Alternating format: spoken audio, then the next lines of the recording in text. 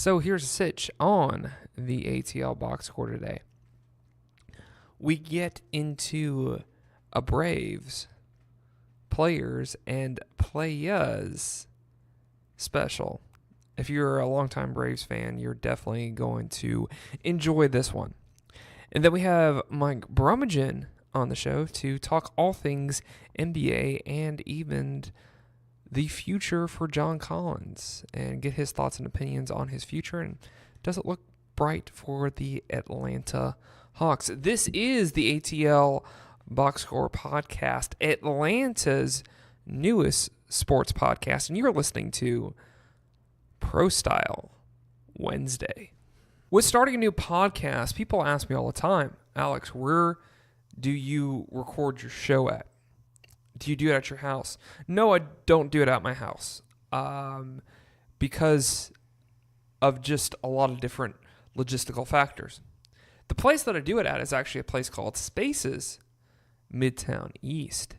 And Spaces is a co-working center where I get my show recorded and I get other work done. Co-working has been one of these new phenomenons in the private business sector that has popped up recently. And Spaces also has another brand called Regis, which is more of a professional brand. Spaces is more for creators like myself. But to tell you more about these special brands in the business world is Mr. Steve Choi. Thanks, Alex. I appreciate those kind words. We absolutely love having you and ATL Box Score as part of our space. It's always great when we see you doing your work. But absolutely, Spaces and the Regis concept, we are both workplace providers here in the Atlanta area, but all around the world. We have over 250 Spaces locations worldwide, plus over 1,500 Regis locations. And what we're really here to do is just provide flexible options for any type of professional, whether you're an independent professional, creative, or if you're a large or small business. So we have several different types of options from small to large and memberships, part-time, full-time. So definitely come on out and check us out. Go ahead and look at the link on Alex's site and ask for Steve Choi. And if you ever come into one of our locations, let us know that Alex sent you or ATL Box Score, and we'll go ahead and set you up with a free 5-day test drive. Yeah, you can't beat that 5-day test drive. In those 5 days, you will know if Spaces or Regis is the right brand for you. And Spaces is all over the place. They're a little bit more limited, but they're in the main areas of the city. The one we are is right in the heart of Midtown, near the Fox Theater. There's one at the Battery. There's going to be one opening up North Point Mall there. And there's also a location in Colony Square. So they are all over the metro area. At just about any major business building in the Atlanta area has a Regis in it. So just Google them. But Spaces and Regis and Steve Choi in particular is your place to do your business.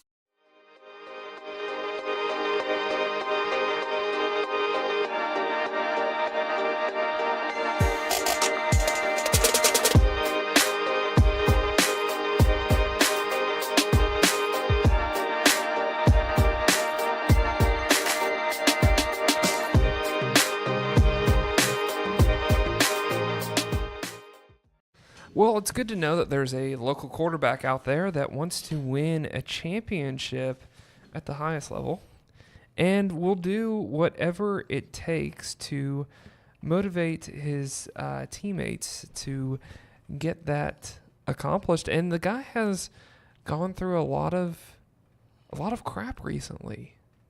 Who are you talking about? He's gone through a lot of crap recently. Really? Yeah. Like what?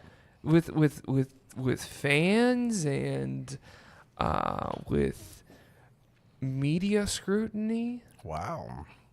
I mean, but the guy wants to win at the highest level and will push his teammates to get that done. Sounds familiar. Who is Matt Ryan? You would think so, but it's actually That's what not. it sounds like it. It does sound like it. But it's actually Jake Fromm. Whoa. Good old Jake. Which doesn't surprise me, though, because he talked about on Valentine's Day last year that he wanted to win a national championship, and now we're getting into that same conversation again, which is good if you're a Dogs fan because too, that just means that I don't know, for some reason I can't keep my thought process together. Jake from State Farm? Jake from State Farm. Yeah. So he's in it to win a national championship, which the Dogs, yes, this is what I was going to say. This is what happens sometimes when I do like the intro off the dome. It's the first day, or yesterday was the first day of Georgia spring practice, and today is Georgia's pro day. Nice. So it's a good day if you're a Dog because, I mean, you have DeAndre Baker on display. You're going to have Isaac Nada. Makes me wonder. I wonder if Fromm's throwing. I doubt they will, but I know we're going to hear all about it tomorrow. And I'll, if there's anything interesting, we'll bring it up on Football Friday, which, by the way, we're having Sean McAvoy on. And he's spent his time out on the West Coast, so it's good to have Sean back. Nice. Training a lot of guys. He's the quarterback whisperer. He is. He trained. He was out there with this guy, Quincy Avery training Justin. God, got Jake on your mind. I do. I Who guess is because I'm this? seeing like a picture right in front of me, but let me get rid of that. Yeah. He trained Justin Fields. Nice. Who's probably going to be the Ohio State quarterback. Buckeye. Also Malik Willis, who's probably going to be the Auburn quarterback. So got a good bunch of guys out there on the West Coast. And Sean Mack doing his thing. Yeah. He does his thing this time of year. Churning out those quarterbacks, those top-rated quarterbacks. Yeah, especially during the spring break. So it's just a good time to we finally got over I feel like we finally got over the sports law, which it's kind of like when football ends and everything's just basketball, and the local products when it comes to basketball aren't really that great. But still, I mean, shouts out to Georgia State for making the tournament. Yeah, which, I mean, wasn't really surprising. Hopefully they can at least make it to the Sweet 16, or it would be nice if that's the Elite 8. If they make it to the Elite 8, but I think that's kind of asking too much. Yeah, they got a shot. That's all you can ask for. It's a shot. Right. I'm not giving away my shot. Then hopefully you can see, even our root for North Carolina, hopefully you can see Zion Williams do his thing in the tournament. And you can get their Zion. Yeah. Hey, that guy might be Atlanta Hawk. Oh. That's why I say Zion. That's the only the odds of him being an Atlanta Hawk are really, really high, aren't they? But a lot of people are talking about around these parts that he could be an Atlanta Hawk, which I don't think will happen. Cleveland's hoping he's going to be a Cavalier. I don't think that'll happen, but it'll be a nice addition if it does. Yeah. So for the Hawks? For the Hawks. Oh, man, they'd be instantly postseason contenders if they got him. Another thing I saw yesterday, because, by the way, this is our pro-style Wednesday, what we like to call it. But if you're listening on a Thursday, you kind of know where we're at in this, where we're at during the week. And I'm Alex Berger. Alongside me is Steve Choi. But another thing that I saw, now I just lost my train of thought. It's one of those Wednesdays. I guess it is. Style Wednesdays and Amnesia Wednesday. That's not helping me remember something. Oh, my bad. Well, we were talking about basketball and the lull, and now that everything's picking back up. What about those Braves, buddy? The season's about to start. Can't wait. The weather's getting better. Right. The weather's going to hit like 70s this weekend. Dang. So that is really good. Did you hear about Aaron Judd getting that? Aaron Judge? Judge? Yeah. Did I say that name right? Yeah. He said Judd, like he was like one of the Judds. Oh, he was in that family. He's like Ashley's Judd's brother. Okay. Singing with Naomi and right. What's the other Judd? But it's like the guy just. What about him? What about him? What happened to him? I mean, he's rich beyond belief now. Oh, they gave him an extension. Giving him $40 million. Wow, I heard about the Trout extension too. What's that? Mike Trout. He's about to blow up. That's what I meant. Okay. Now I look like a moron. Wow. No one can see you, so. Oh my gosh. This is just one of these mornings. It's a wacky Wednesday today, guys. For real. This is live sports. This is what you do. This is. I mean, technically, we could just stop here and delete everything, but hey. I'm thinking about doing that at this point. Just doing a redo. Let's do it. Oh, now finally, like they wrote some articles about. She used to meet me on the east side. Georgia's Pro Day. And yeah, so it's just it's a good day to be a dog. It's a sports now have just gotten really, really interesting until baseball season starts, and then I feel like we're all gonna hit a wall because the only thing will be baseball and soccer and. We got to go to a game. Which one? Braves game? Yeah. I'll go with you and Brandon. Okay, yeah, absolutely. I know Brandon's a big-time Braves fan, right? Right, Brandon is a big-time Braves fan. He's like the only guy that gets excited. That's in our section. Does he do the like, hey, bada bada bada bada bada? He doesn't do that, but he'll be like, oh, come on. Yeah. While everybody else is like half awake, like, what right. He'll be the most vocal guy in the section. I like that. Of like. Does he work? Yeah, I like getting frustrated with like when it calls ball, like when the ref calls a ball and it's actually a strike. So I get that way too.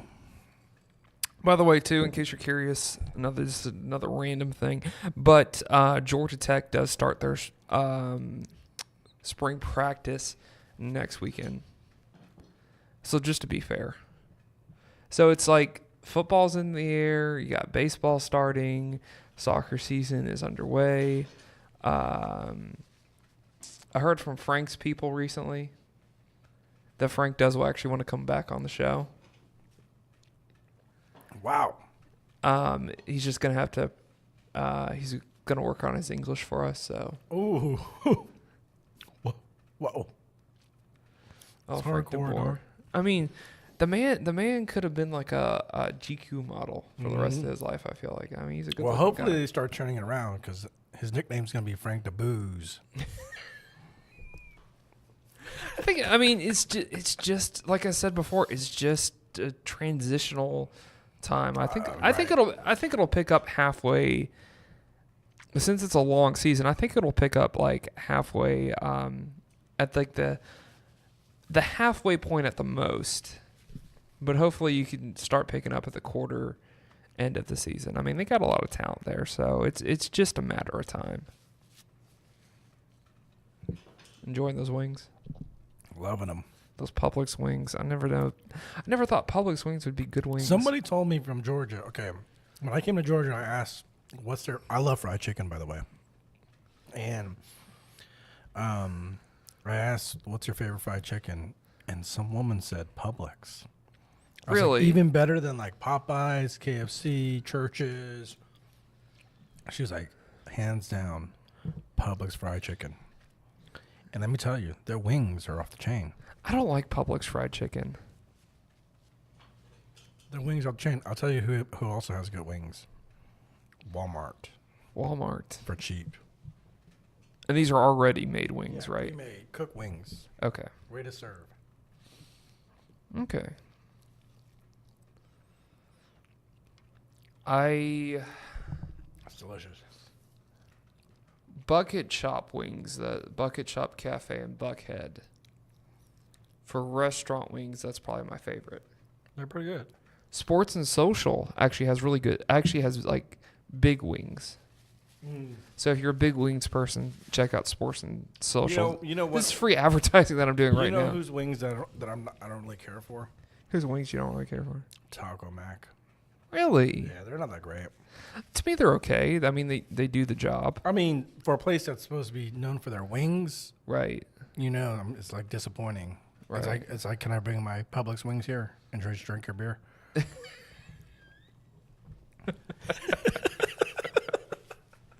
Can I just can I? Can I order wings elsewhere? Just have delivered here, so I can just drink your beer. Because they got like phenomenal, Beer selection. Yeah. But I don't know. I wonder if they can advertise that in a way. Like I wonder if they have to push their wings, because it can be a thing where it's like you're encouraging drinking, which then leads to driving, then which leads to death and destruction. I always was misled by Taco Mac, because just a name, I thought it was gonna be a taco joint. But when I got there, I was like, "Where's the tacos?" You got like three. I thought three tacos. I mean, I like Taco Mac. Taco Mac Taco Mac was a cool place in college, like when I was college. Yeah. Because it was some place I could watch sports. Right. And watch any game I wanted Right. to. Mm-hmm. And at the same time it's good. It was a good college place. Yeah. That it's like beer and wings were cheap or are cheap here. Yeah. But it's like, and it was a sports bar, so it was like an upgrade to like Wendy's, because wow, you go from Wendy's to Taco Mac like there's nothing in between. that was our place, like Wendy's, Chick-fil-A. Wendy's was a spot for you, huh? Taco Mac, Taco Bell when we wanted to like cheap make things interesting. Yeah. I don't get cheap stuff at Taco Bell. All their stuff is cheap, isn't it? Not when you get like the chicken supreme gordita. Let me share a secret with you. The meat and fixings that go into a chicken gordita also go into the cheap shit too. But I like that stuff better though. Yeah, I get you. I'm pretty particular about something, so. You haven't had a taco. But I've had soft tacos there. Have you had? You haven't had real good tacos though, have you? Like authentic tacos.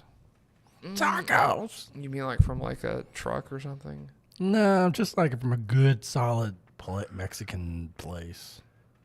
Because they're so different. Like even when we go to Tin Lizzo's, I don't consider those authentic tacos. No, they're not. But I like it though. They're good. I mean, I like what they put in there and stuff like that. I'm not complaining. Yeah, it's they cater to Southerners, like fried chicken tacos. Right. Well, I mean, there's a thing in America with Mexican food. It's not the actual Mexican food that's served over in Mexico, because it's more Tex-Mex influence than anything else. Yeah. So it's kind of like when pizza was first invented. It's kind of like, yeah, that's not the pizza they eat over in Italy. Yeah. It's an American thing. Here's a shocker. Egg rolls in China is probably not the same either. Did you? I'm gonna date you. I'm gonna throw some knowledge out there that you didn't realize. Throw Steve some Choi. Knowledge. Did you know that the Chinese fortune cookie is actually an American thing? Oh, I did not. That I did not know. Yeah, it came. It was a guy who had a Chinese restaurant. So what was the whole point of it then? I just want to give them something that's a cheap dessert, or what? Probably, yeah. He's like, I got some messages in a cookie. It had some messages in a cookie. Well, we have really extended this. This has been the random segment of the ATL box score. Right now, we're going to get into some Atlanta Braves players. What's that? Players and. I keep on calling it Atlanta Braves. It should just be Braves profiles. Players. And Playaz. there you go. So we're going to get into that next. Hey, guys, I know that's a really random segment we just went through. But before we get into Atlanta Braves profiles, players, and Playaz, I just want to let you know about something, especially if you're looking for office space. Like I said, I mentioned in the advertisement for Spaces Midtown. Well, Spaces is actually, and Regis too, is actually doing a promotion. If you use promo code Alex on a designated desk or a full-time office, you get 15% off your first month's deposit. So check out Regis or Spaces if that's what you're in the market for, and use promo code Alex, and that's obviously gonna benefit you and this podcast. Also, to another way that you could help out the podcast, and we just want to hear from the audience to like, subscribe, and comment. But right now, here is Braves profiles, players, and Playaz. So right now we're going to get into a Braves profiles, Players, and Playaz. I think we might do this from now on, since we don't have, since I don't usually put in the time to put like a musical rendition on. Yeah. But that's a way we need to grow with the show. We need to put more musical renditions, and I like it. And especially when we do Steve Choi. I mean, when we do a Choi to the World, which we haven't done in a while. No, we did one last week. Oh, we did? Yeah. Okay. I guess the time's kind of just going by. But I do want to do that scene, that thing where I recorded you one time talking about something, and you were just like, "Don't interrupt me. I'm going to go off the dome." I need to record more random things. Like, I need to come over when you're watching a Warriors game. Oh, yeah. It's not safe. It's not safe for general family consumption. I know. It's pretty rugged. Like, when I watch a Warriors game, people are like, "Wow, really?" I'm like, I get really, really brutal at the television. You abuse the television? No, I'm not like a guy that's like, but I'm more like, yeah. From now on, I'm on a mission. Take that. I'm on a mission for good, for good outburst sound takes that I can use for the show. Oh yeah, that's how I need to. I got some sound outbursts, all right. So we're gonna get into Braves profiles, players, and Playaz. And we're going to talk about someone that is a fan favorite. Kind of sounds like a place I used to work for. And someone that was with the Braves organization, and with free agency, we thought the Braves were going to go out, make some moves, got to get some flashy player, like Bryce Harper, for example, or any other guys that were on the market that could probably put us over the edge. But it seems like where the Atlanta Braves are at right now, they are confident in the young talent that they have. And right now where we stand, because let me look at my time thingy. I got when the beginning of the season starts on lock for my day. Yeah, we're 8 days away till the season starts. So that says to me that the Braves front office is confident in the young talent, and they're going to live or die with that.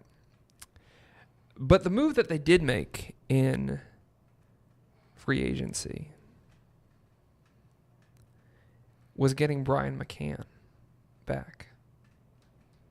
Because I think a lot of Braves fans were like Cowboys fans during the offseason. How so? Meaning they were waiting for a big move and it never Big happened. splash. Yeah, they were waiting for that big move and it never happened.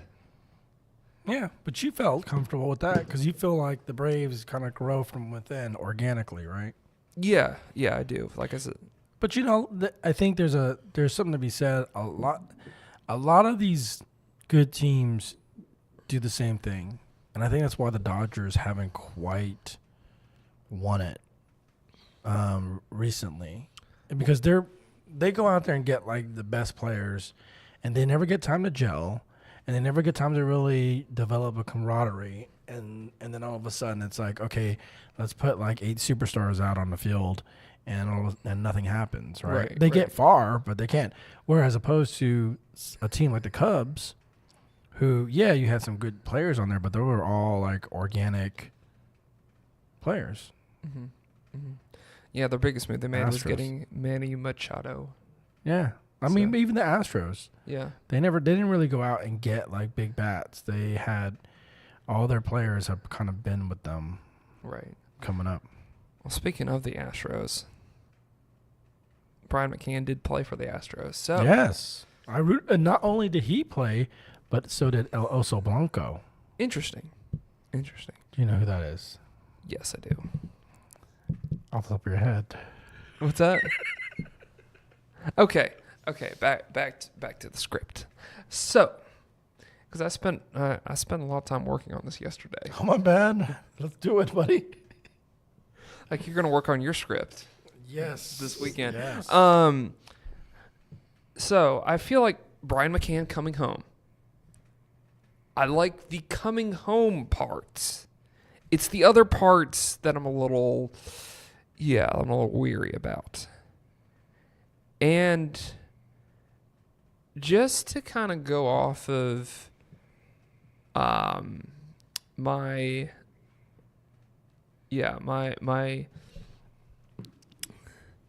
what's the thing? For some reason I always blank. What's the thing? What's that thing called when you try to describe something in a in a way that you use like another narrative. An analogy? That's the word I was looking for. All right. Yes. So if this was a game show, I would have won $1,000. You would have won $1,000 or 500. Yeah. What is an analogy? So, my analogies that I have that I wrote down about this is I took it off of biblical stories. Oh boy. Because in the Bible, there's a lot of people that kind of came home. And I mean, with Brian McCann doing this, is this going to be like when Moses came back to Egypt?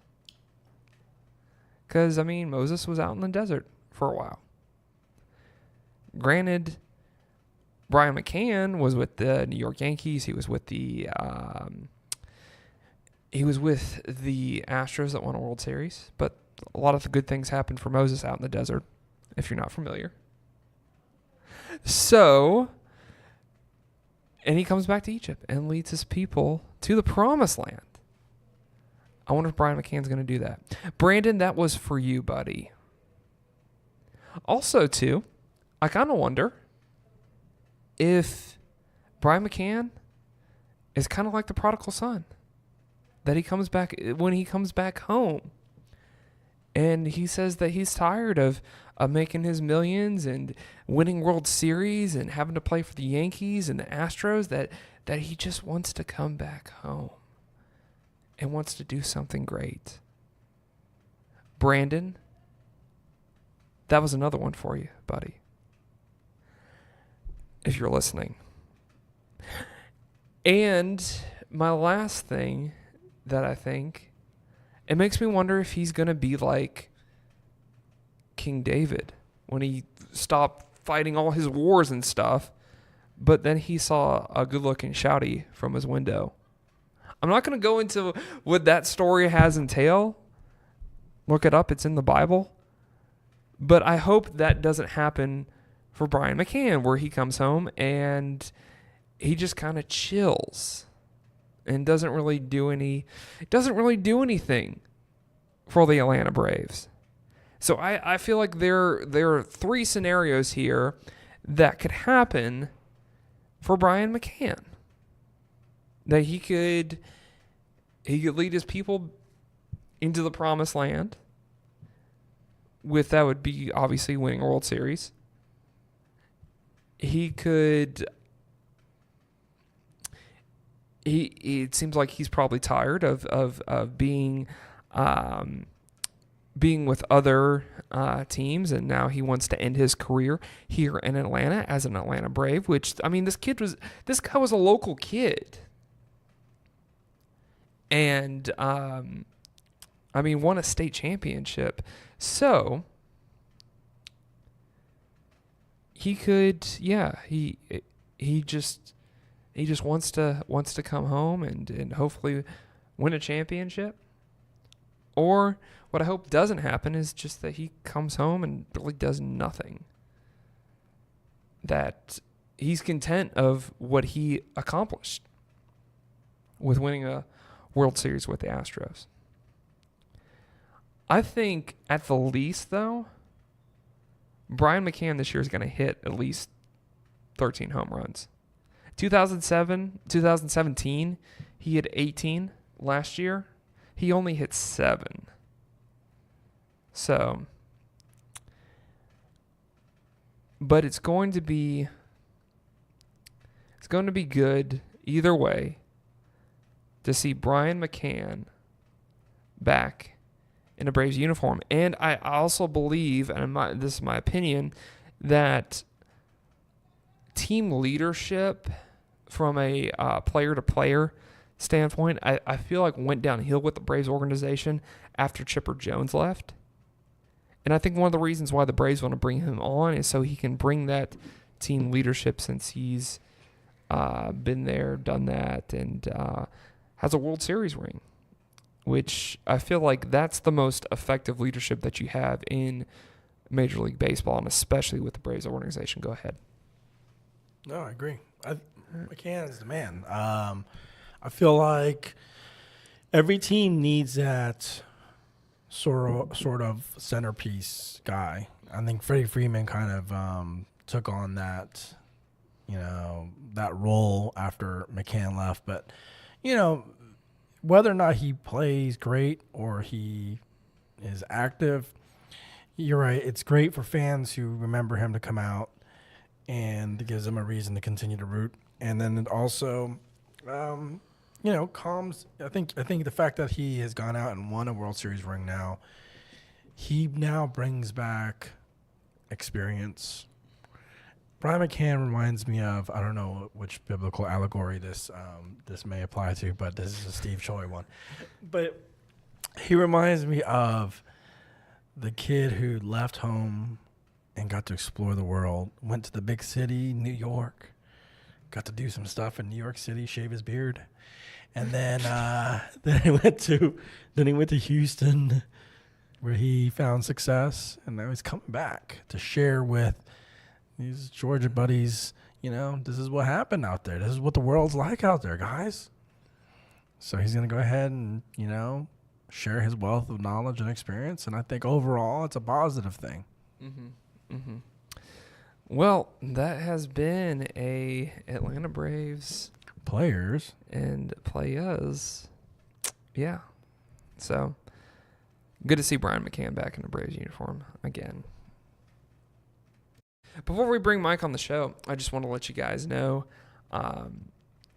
again, like, subscribe, comment, tell me what you thought about that segment, and what you think about Brian McCann. But right now we're going to bring on Mike Brumagin.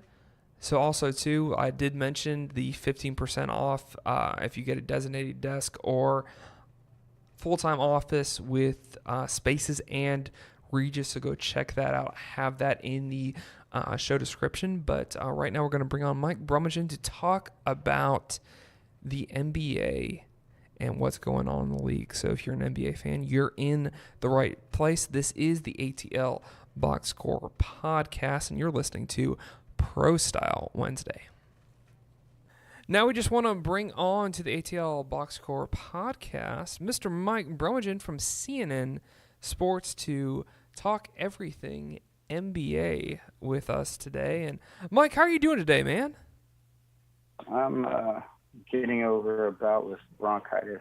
Ooh. It's been rough. It's been rough. Well, sorry to hear about that. It happens. I got you. So are you feeling good today, though? I'm feeling better than I have been. That's good. That's good. So, well, since we're about at the wrapping up point for the NBA season, and right now it just is what it is for your team. So, what are your thoughts so far? Looking at the standings, we all kind of, I mean, it's a little surprising to see the Bucks still at number one. Golden State is still holding strong. Behind them, you have Denver and Houston. So at least in the West, it looks pretty strong, and the East is kind of all over the place, with obviously having the Celtics at 5. You have like the 76ers at 3, and obviously the Toronto Raptors at number 2. So, what are your thoughts on just this kind of wrapping up point of the season and where the standings are? Well, I think the first place to start is, the top teams are starting to separate themselves from the pack. Milwaukee definitely looks like a monster. I think we were talking about how they were looking like a monster last time that I was on your show. Mm-hmm. But it's a definite that they are the team to beat in the East. One thing that's really been surprising of late in the past few weeks, the San Antonio Spurs have come on real strong. At one point, they had fallen down to like the 6th or 7th seed in the West, but they've climbed up to the 5th spot and could easily move up to 4th, giving themselves home place advantage, home court advantage in the first round of the playoffs. So they've been playing excellent ball. In that stretch, they've beaten all of the top teams. They've beaten Milwaukee. They've beaten the Warriors. They've beaten the Nuggets. Each time that they beat those teams were the top team in their respective conference. So the Spurs have been playing really great ball lately. Mm-hmm. So that's kind of come out of left field because there was a stretch in the season where they looked like they might fall out of the playoffs. So that's been a huge turnaround for Greg Popovich and San Antonio. Of course, you got a number of teams free falling in the standings. Right. The Lakers are on a tear, losing. Half their starters aren't even playing anymore. So you got the Lakers are pretty much mathematically out of the playoffs. Not yet. About 1 or 2 more losses, and they'll be mathematically eliminated. Right now, they're at 31-40, and they have not yet been mathematically eliminated. Currently, if the 3 teams ahead of them lost every game the rest of the way, and they won all of the rest of their games, then they could still essentially make the playoffs. But that's very unlikely. I remember in winter we were pretty much talking about the Lakers could possibly make the playoff in the lower seeded as a lower seeded team, and then it looked like they weren't going to. So now they're just barely hanging on. It sounds like not even barely hanging on. They're just losing. They're not going to make the playoffs. It's pretty much a foregone conclusion. They're pretty much LeBron James and much of nothing else. Kyle Kuzma's still playing, but with so many of the other guys out with injuries, He hasn't been as effective offensively as he was earlier in the season because defenses can key in on him. He can get double teamed. They can put their better defenders on him and force him to, take bad shots or not look that good. So without some of the other guys like Brandon Ingram on the floor to spread the defenses out, Kyle Kuzma is getting put through the ringer essentially by opposing defenses. Not that he's a bad player. It's just it's making things a lot harder. It looks like right now the Los Angeles. Can we? You're speaking of the Lakers. Yes. Can we say like I don't want to get spiritual, but say a prayer for Brandon Ingram because he has I'm not sure if you're familiar with what injury he has, but he's out with a they found a blood clot in his shoulder, and he had to have surgery to deal with that. But essentially, it's the same type of blood clot issues that Chris Bosh had that ended Chris Bosh's career. So apparently the surgery went well, but it's with blood clots, it's and at one point in time, Chris Bosh had surgery and tried to come back, and then the blood clots came back. So it's pretty tenuous, like you never really know if he's gonna be fully healthy again until he comes back and tries to play and actually proves to be healthy again. So that's actually a pretty scary situation there. Yeah, that is. I thought you were talking about record and losing. But do you feel like it would be a big slap in the face to the Lakers organizations if you have a team like the Clippers that go to the playoffs? Because right now they're in that A seed, but that could possibly change. Possibly, but not likely. They're up by about 6.5, 7 games over the Kings, and there's only so many games left. There's 12 games left for the Kings to play, and there's 10 games left for the Clippers to play. So the Kings would have to do a lot of winning, and the Clippers would have to do a lot of losing for the Kings to overtake them for the 8th spot. I just don't see that happening. So they'll likely wind up finishing either 7th or 8th. I don't think I could foresee them overtaking the Thunder, although that is possible. They're only a half game back behind the Thunder for the 6th seed, or the Spurs for the 5th. It's pretty tight. That bottom half of that bracket is pretty tight. And they technically could make it all the way up to like the 5th seed, maybe even the 4th, but that's just not likely because some of those top teams there are really good. But they're definitely going to make the playoffs. And that is kind of like a slap in the face of the Lakers because nobody anticipated the Clippers to make it that far, especially with them not having a superstar player. And, when you consider, like, at the beginning of the year, they had Tobias Harris, and that he was their best player. They traded him away. They literally gave away their best player to free up more cap space in the summer so that this summer they can make a run at marquee free agents, and they're still in the running for the playoffs. Meanwhile, the Lakers had LeBron James, and they had all these, quote, really good young players, and they were supposed to be making the playoffs, and they in large part due to injuries, have just free-fallen out of the playoffs. Mm-hmm. And the thing that makes it worse is they share the same building. They both play in Staples Center, so that just makes it more dubious for the Lakers. Right. And then, of course, in recent news, like you've had reports in the last few days that the Lakers are actually have interest in trying to get the services of Doc Rivers as their new head coach. Doc Rivers being the head coach for the Clippers. I was just going to ask you about that. Yeah. That was going to be my next thing that I was going to transition into.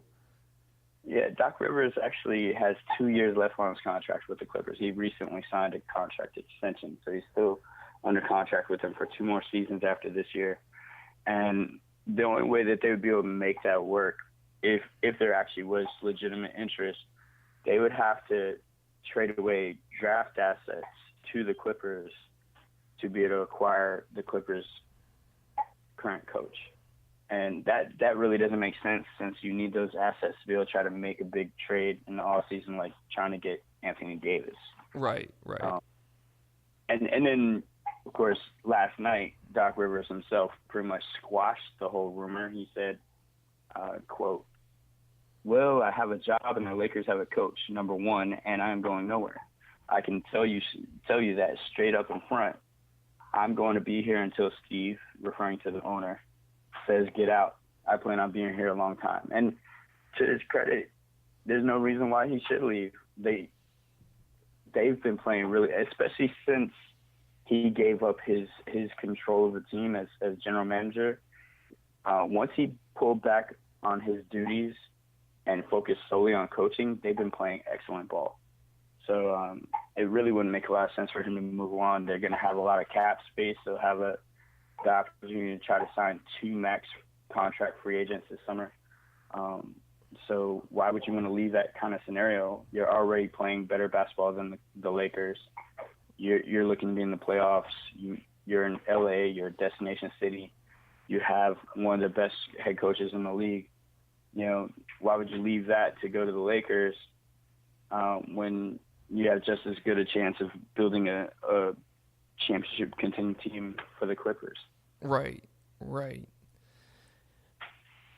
Do you think, though, money would change his mind? Because I know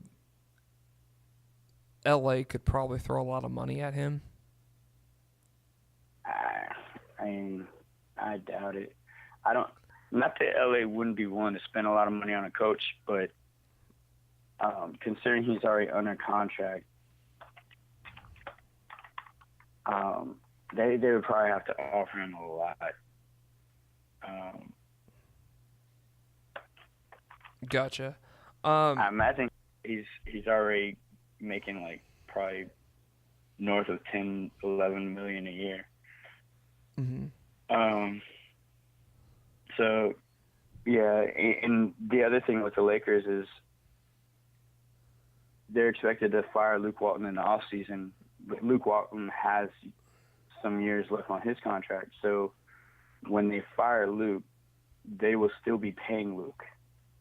So whatever new coach they get, they'll be paying the new coach's salary and Luke's old salary. So you'll be paying 2 head coaches, and only one of them is going to be coaching you. Mm-hmm. And in order to, as I mentioned earlier, in order for them to even acquire Doc Rivers, they'd have to trade away some draft assets, mm-hmm. Likely like a first and a second round pick. It's not cheap. Trying to acquire someone else's coach is not cheap. Mm-hmm. Mm-hmm. Well,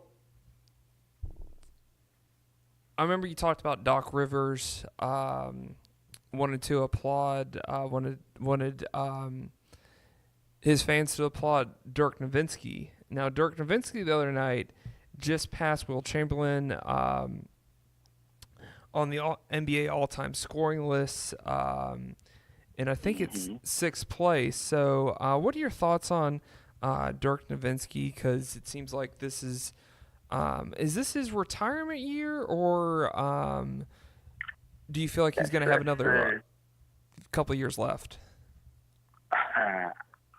Personally, I don't think he has a lot left. He's definitely lumbering up and down the court. He looks old, very old. He doesn't move very well. I personally feel like he should retire. But the funny, and the NBA has been treating this as if it's his farewell season. Him along with Dwayne Wade. Dwayne Wade had already pre-announced that this was his last year. So everybody knew for sure that he was going to retire. Right. But everybody has been lumping Dirk in with Wade, like, oh, this is both their final seasons. But Dirk has never actually said that he was going to retire at the end of the season. He's been trying to leave it up to, play out the season, see how he feels at the end of the season, that kind of deal. So, there's the possibility that he could decide to come back next year. I personally don't feel like it'd be worth it because he's already this season not playing very well. He spent a good portion of the season waiting to come back from injury, then another couple months just trying to get back in shape from injury. And now that he's back in shape, he's still not playing great. He's coming off the bench and he's getting 8 points a game, at best. He doesn't look like he used to. So to me, I'd rather see him go out now before he starts to look worse. Right. But as far as his accomplishment, passing Wilt on the all-time scoring list is something to be proud of. And you got to consider that he's the only European player in the top 10 on the scoring list. So that definitely secures his legacy as perhaps he's definitely the best European player of his generation. But perhaps he's even the best, at least to this point in history, the best European player that we've had in the NBA period. There are other players you can make an argument for, possibly being better players in general, like maybe Arvydas Sabonis. But the problem is Arvydas came over to the NBA so late in his career from Europe that we didn't really get any prime years of his talent. So we'll never know how great Arvydas could have been had he come over earlier. Right. It's like a guessing game. But with Dirk, he came over relatively young, and he's played out, like nearly 20 years. So yeah, he's got the longevity to go along with accolades. He won a championship back in 2011. He's done his thing, man. Now, speaking of someone that is retired, Kobe Bryant, it seems like this is kind of a heavy Lakers conversation. But man, hey, what's funny about that is what's that? Are you familiar with ESPN has a show called it's an NBA related show called the I don't know, my brain, The Jumper? With The Jump with okay. Rachel Nichols. Right. They do this thing where they come up with like different type TV show names for like storylines going on in the NBA. And yesterday they did a bracket where they pitted all the different storyline names up against each other. And of course the Lakers were called La La Lance because they got Lance Stevenson on the roster and the movie La La Land. But it is funny seeing all the like really dramatic teams on there. And even though the Lakers storyline didn't make for the best quote TV show, they wound up picking one of the other ones to win. The thing that everybody in the panel agreed on, and that anybody who's watched the NBA from afar this year, is the Lakers from top to bottom have had the most like drama this season, whether it be injuries, whether it be being in the playoff run and then out of the playoffs, LeBron James, the whole trying to trade for Anthony Davis situation in the middle of the season that made the young players all wishy-washy. Like, it's just nonstop drama. And then you got, the owner, Jeannie Buss, making, behind the scenes, comments about, not being happy with LeBron James' camp, and stuff like that. Like, from top to bottom, from the ownership all the way down to the players, drama. So you mentioning how much there's Lakers stuff to talk about, like, that just reinforces how dramatic this team has been this whole entire season. Right. It's just comical. Yeah, it's kind of like when Notre Dame's trying to fire their head coach. That's exactly what it kind of reminds me of. But with Kobe Bryant gives his support to the younger players of trying to get Anthony Davis. What's going on with that situation? So as you know, back around the trade deadline, Anthony Davis's camp, he recently this past offseason switched agents. He switched to Rich Paul as his agent. Rich Paul is one of LeBron James' best friends and also represents LeBron James. So that already made people think, hey, if Anthony Davis is now choosing Rich Paul and Clutch Sports as his representation, is he trying to make a move to LA to be with LeBron? And it already started rumors. And then, those rumors were confirmed near the trade deadline when Rich Paul released a statement saying that Anthony Davis wanted to be traded. And then they issued a list of like 6 teams, one of which was the Lakers, that he would be willing to re-sign with.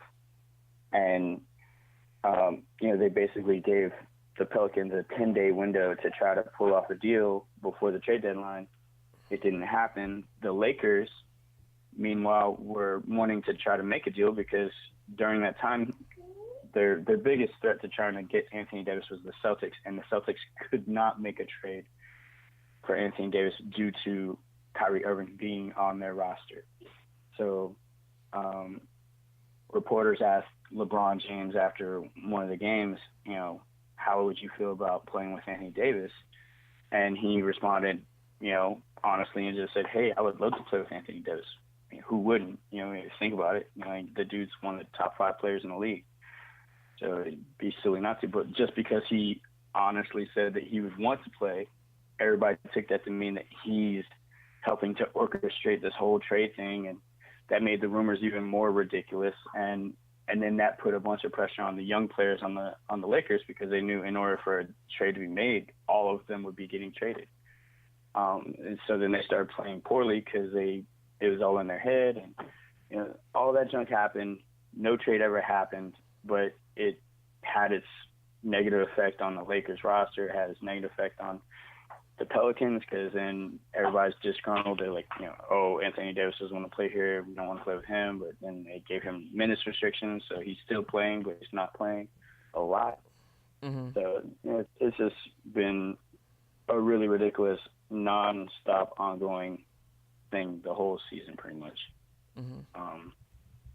And Kobe Bryant, of course, former Laker great, recently, did an interview, and he was asked about the idea of the Lakers trying to acquire Anthony Davis, and he agreed that would be the right move. He essentially said, quote, Kuzma, Lonzo, Ingram, are the 3 of them better than Anthony Davis?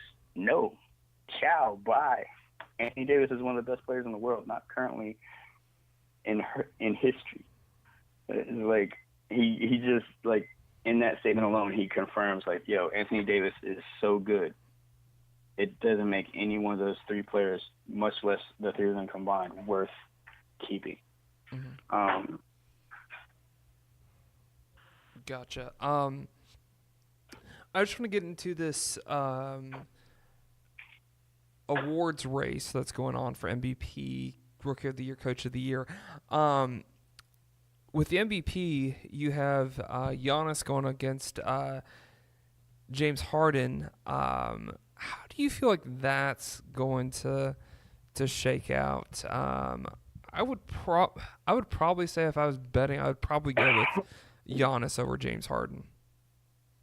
Yeah, I think that's the safe bet. I mean, there's other people who are obviously going to get consideration, Paul George, or maybe Steph or Kevin Durant. But they're not going to get enough consideration. Like, it's pretty much boiled down just to those 2 guys. They're like the clear front runners. Harden, essentially because of the scoring stretch that he had for the better part of the season, he had like a month and a half, 2 months straight of scoring 35 points or more, and in which he had some games where he scored like 50 and 60. He just was scoring like a monster. It was ridiculous. And Giannis, of course, has been playing consistent. He hasn't had the scoring output that Harden has had, but he's a better all-around player, offensively and defensively. He may even get consideration for Defensive Player of the Year. He'll definitely at least be on the ballot for that.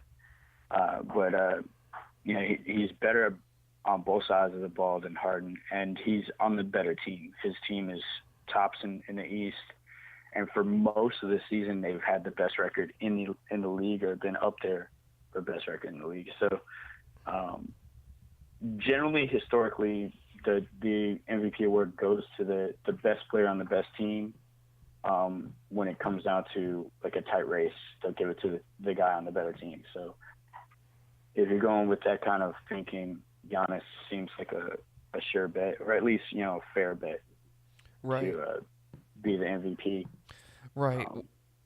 I look at Rookie of the Year as there's a guy I want to see win it, but I just don't see it happening. But it's Trae Young, player for the Atlanta Hawks, going up against Luka Doncic, your guy, and I would like to see Young get it just to kind of justify this Hawks season.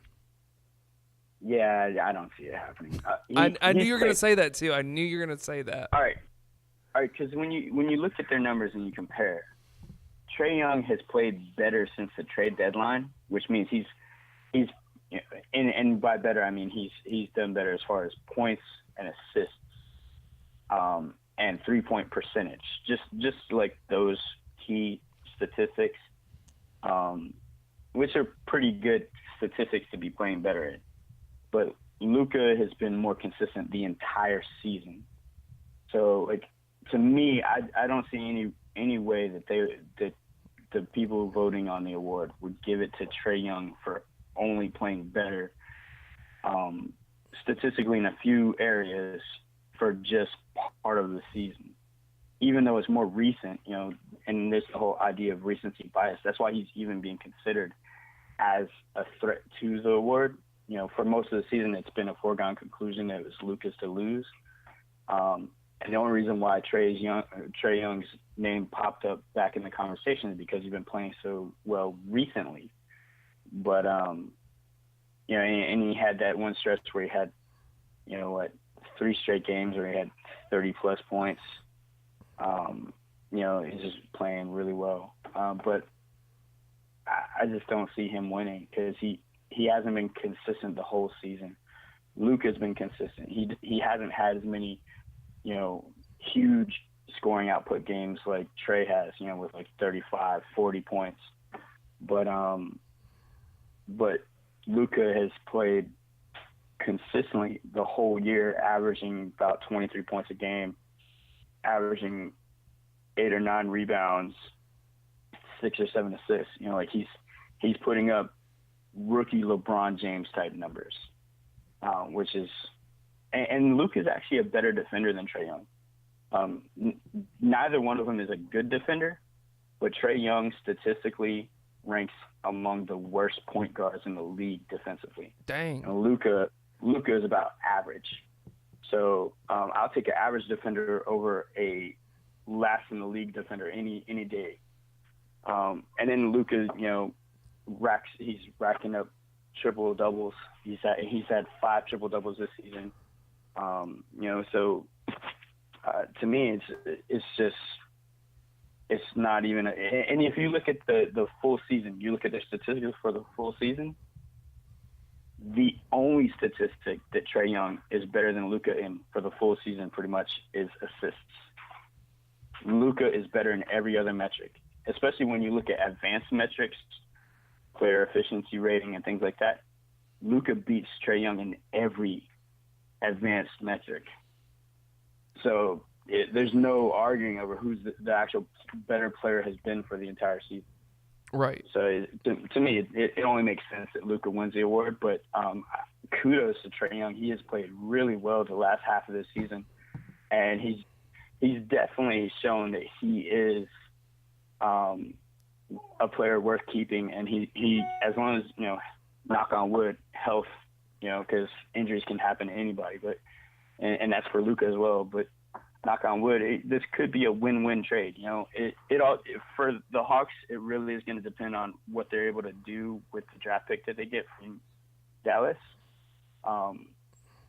Who they are able to get with that draft pick is going to have a huge deciding factor over, if we're going to look at the Hawks as having won the trade, or, whether Dallas actually won the trade. But right now, just looking at player for player, it could be a win-win. If the Hawks can parlay that pick into a marquee player for the future, then they might have won that trade. Mm-hmm. So kudos.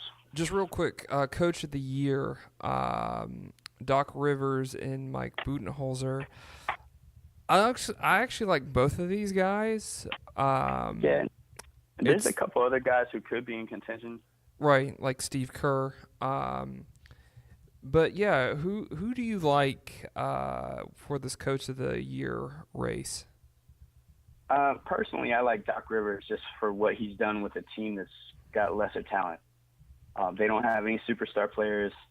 They're in a tougher conference. The Western Conference is deeper from top to bottom. So to me, what he's been able to do with that roster and getting those guys to be motivated and to be hard workers and to commit to playing their roles. These guys know what their roles are and they play their roles. And in so doing, they're able to play smart and out-hustle other teams. And that's how they've been competitive when they're in the playoff hunt. To me, that's a mark of being a really great coach. Not that Mike Budenholzer isn't a good coach. I love Bud, but I didn't like that, we lost him. I thought he was phenomenal. I just thought he didn't need to be.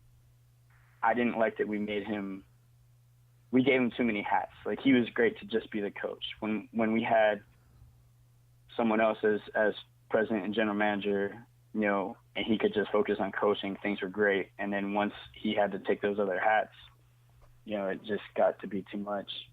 Right. But and he also to had me, a lot of front office drama with GMs. Right, but to me, Bud, the reason why he's definitely in consideration is because he's coaching one of the best teams in the league. They're have the top record in the East. So that's instantly going to give him consideration. More so even than Steve Kerr, because obviously Kerr benefits from having the best top five, starting five roster in the league. So I don't see Steve getting a lot of consideration for Coach of the Year just because he benefits from the roster that he has. But Coach Bud has one superstar player and then a bunch of good role players. Mm-hmm. But that's still one more superstar than what Doc has over in LA. So right. That's why personally I would vote for Doc. But I think Bud could get consideration because they've been so good consistently this whole season.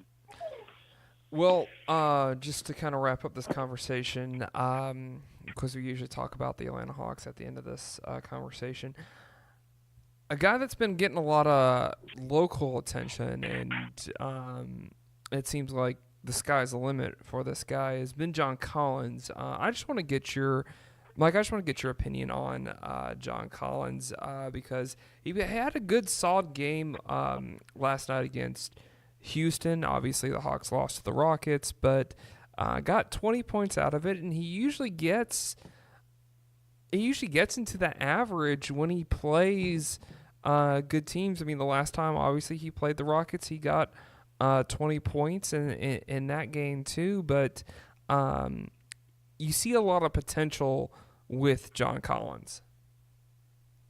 Definitely. And he's had some really stellar performances this year.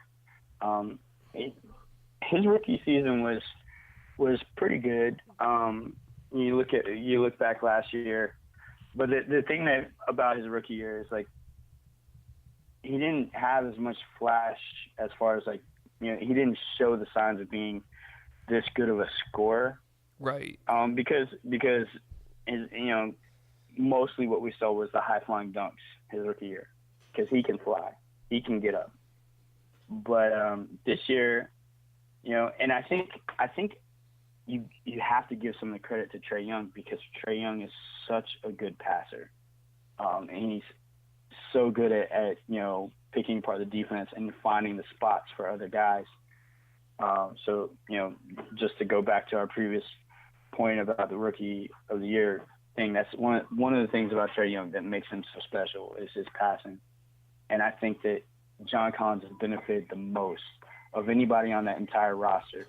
He has clearly benefited the most from Trae Young's passing. Right. Young, they run the pick and roll really well. Young's been able to find him cutting to the basket a lot. It's still a lot of like close to the basket shots. He still needs to work on trying to shore up his jump shot and get a good 3-point shoot. But still, his output has been phenomenal this year for a follow-up season. His sophomore year. You look through some of his games. Like he's showed up big time against some big opponents. Right. But we can go back to back when they played the last time they played Golden State. He put up 24 against Golden State, and then that was in a loss. But then they came back and against Denver, who's one of the top 2 teams in the West, they beat Denver and he had 30. Mm-hmm. And he's a consistent double machine, getting double-digit points, double-digit rebounds. He's had some stellar rebounding games. He had a couple of games in the upper teens. 17 rebounds against the Dallas Mavericks, 16 rebounds against the Knicks. If he can continue to be consistent with both his scoring and his rebounding, he's got a hugely bright future.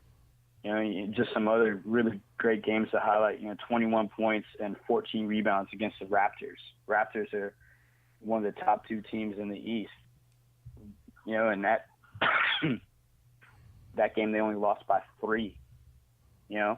That's really good turnout. You look at up against the Philadelphia 76ers, another one of the top teams in the East. 25 points, 9 rebounds. Mm-hmm.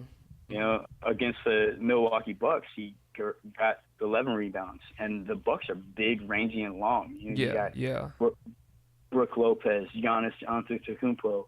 They are stacked with big guys to get rebounds, and he's still snatching 11 rebounds. Like, this kid is really impressive. Against the Oklahoma City Thunder, 26 points. And then something that you got to look to and you got to take. It's great when he can perform well against the better teams, but what you want out of a player to show that they have the potential to be really good is that when they play against the bad teams, they show up. And you look at games like against Chicago. Chicago sucks. He put up 35 points and 8 rebounds. Against against the Phoenix Suns, Collins goes out and gets 35 points and 16 rebounds. Right. So like when they've had to play against lesser opponents, he's putting up numbers, and that's really important because it's good to be able to put up the numbers when you're playing better competition, and that's great, and we want that. But you show true consistency when you're able to dominate against the inferior opponents.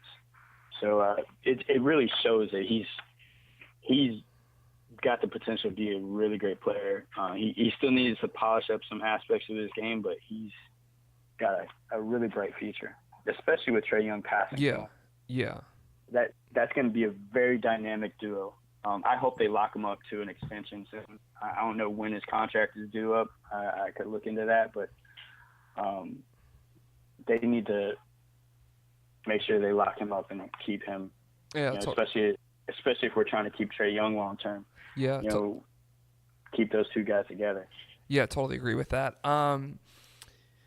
Now, with all that being said, I'm just curious, and I want to get your thoughts before we get you out of here.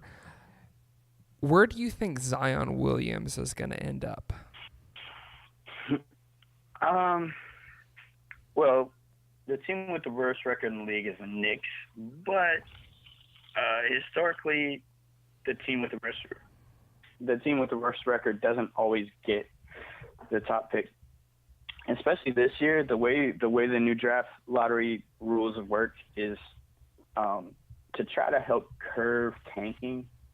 Instead of the worst team getting the best odds, the bottom 3 teams get the same odds. So that means that the Knicks the Suns, and the Cavaliers are all going to have the same odds of winning the top pick. So any one of those three teams is probably the front runner to wind up with Zion. I would love to see Zion wind up getting snatched up by Dallas or Atlanta, just because they're also in that bottom rung of teams, and I think pairing him and because Zion, everybody thinks he's, when we think of Zion, we often think of his athleticism, his freakish athleticism with his huge size and muscle, which is great. But one of the things that's really impressive about Zion is he's really good at playing off the ball. He doesn't have to dominate the ball. He doesn't need to be dribbling it and pounding it out like, other guys that have similar size or stature. Because he doesn't have that kind of point guard skill set. Not to say that he can't handle the ball, but he doesn't have that skill set to, be facilitating the offense. So he plays well off the ball. And to me, you pair him up with somebody who's a really great floor general on a young team, like either the Mavericks with Luka Doncic or Atlanta with Trae Young. You pair him up with either one of those guys, it's going to be ridiculous. Like that's sky's the limit. And both of those teams have guys that would be good complements around Zion. You look at the Hawks, with John Collins, man. You imagine running fast breaks with Trae Young on the point and having Zion on one wing and having John Collins on the other wing. Oh, that'd be explosive. It's going to be showtime in Atlanta. Exactly. Or even you look at the Mavericks and it makes them a little more balanced as a team, top to bottom, because while Kristaps Porzingis isn't going to be flying up and down the court like that, he's probably the most polished and most skilled 7-footer in the league. Being able to put his back to the basket and having a post game, but also being able to shoot a consistent 3-pointer. And then you pair Zion up with that. So then you have Luka running the point, able to pass it into the post or kick it out for a 3 to Kristaps, and then having Zion just like cut into the basket for 6 dunks. Like, to me, putting him on either one of those teams makes for a future team that's insanely fun to watch. So those are the teams that I personally would love to see Zion go to, but your odds-on favorites are going to be the Suns, Knicks, and Cavs. Gotcha. Now, the crazy one to think about is as the Lakers continue to lose, they could lose their way into being potentially like the 6th best odds of getting Zion. And if that were to happen, and they lucked their way up into winning the Zion lottery, then there's no way that they don't get Anthony Davis, because then they could just trade Zion to New Orleans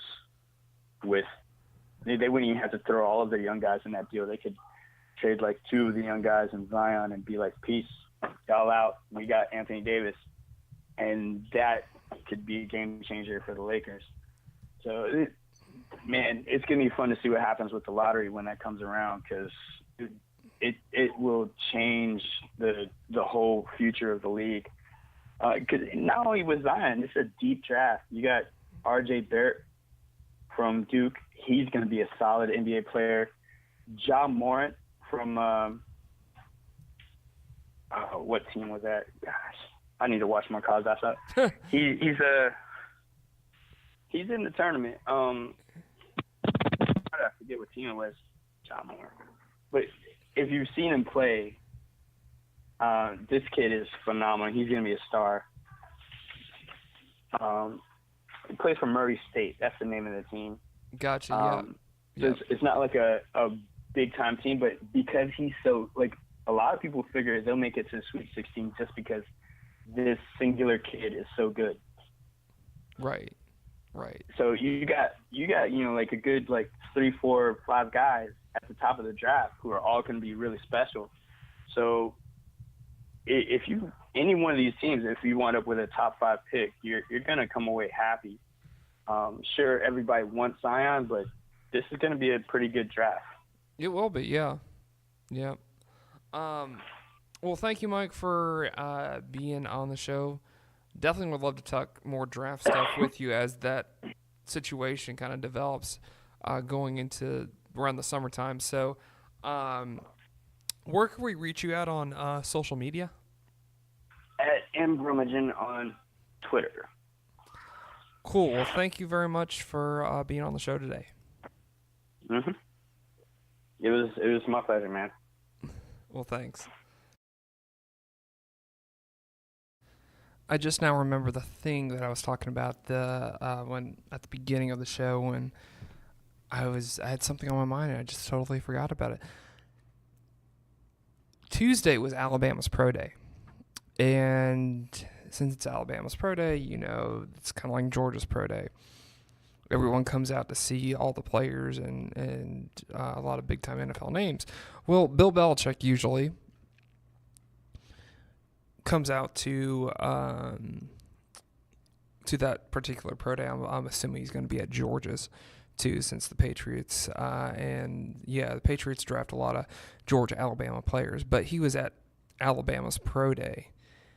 And they show on this because it's a live broadcast the SEC network does, because why not broadcast Alabama's Pro Day? I mean, you can only talk about Tennessee and Auburn, and even though it's baseball season, so much. So you have to have a little bit of a variety. So they usually broadcast. I mean, they'll broadcast Ole Miss's Pro Day or Vandy's. Well, I don't know if they'll broadcast Vandy's Pro Day, but obviously for obvious reasons they're gonna broadcast Alabama's Pro Day, which Bill Belichick was in like a Alabama pullover type sweater looking thing, which I don't know what that was about. But it was funny. You saw Nick Saban and Bill Belichick just talk about football. Like from Nick Saban's hand motions that he was making, like they had this as a video on Facebook on ESPN's Facebook page. That's where I saw it. But with Nick Saban's hand motions, you could tell that they were talking about safety rotation and just defense, since they're both defensive-minded coaches, that they were talking defensive football. Particularly, it looked like safety rotation or rotating coverages or whatever. So I just thought that was pretty funny that it's like it's not like, oh, hey, how's your wife and kids, or just or what'd you think of the what's going on with the Celtics or anything like that. It was we're all about business, and we're talking about business, and that business is winning championships at the highest level. So I thought that was pretty funny. Well, this was our show. This was ATL Box Score. I just want to thank Steve. I want to thank Mike Brumagin for coming on the show, and enjoyed getting to chat with them. I know with Steve, we talked about a lot of random stuff, and with Mike talking about NBA. So be sure to like, subscribe, and comment, because that definitely helps us out in more ways than I think you'll ever know. And we're still at a stage right now where we're trying to build an audience, so we want to try to get this show out to as many people as possible. So thanks for joining us today. If it was in traffic or just listening casually, we appreciate that. And hopefully we if you're a Braves fan or fan of the NBA or a Hawks fan, hopefully we gave you some good stuff to kind of chew on. So that is the ATL Box Score podcast, and we're at Hump Day. I'm assuming if you listen to this by now, because the way we get these out, you're past the hump, and we're going to have Football Friday on this Friday with Sean McAvoy. It's a private quarterback trainer that I have on regularly on my show, so be sure to check that out. Also, too, I have a treat for you Georgia people coming up. I don't know when, but it is going to be on a Football Friday. But we're gonna have a treat for you Georgia people. I'm gonna have something that we don't normally talk about, And yeah, it'll be an interesting fan perspective when we have this guy on the show. So thanks for checking us out today. This is the ATL Box Score Podcast. We are on social media. Like, subscribe, and comment. And also, too, if you want to help us out financially, I have a link to that, too. Also, too, remember, promo code Alex when you want to check out Spaces, Regis, that type of brand for a private office designated desk. I get 15% off. So with that, we just want to thank you for checking us out, and you made it. It's hump day, and your week should just go downhill from there. Thanks, especially if you're listening to us in traffic. I know how Atlanta traffic is just terrible. So with that being said, this is episode. Last time I lied. I said the last episode was episode 40. So last episode was episode 40. This episode is episode 41. So episode 41 is out.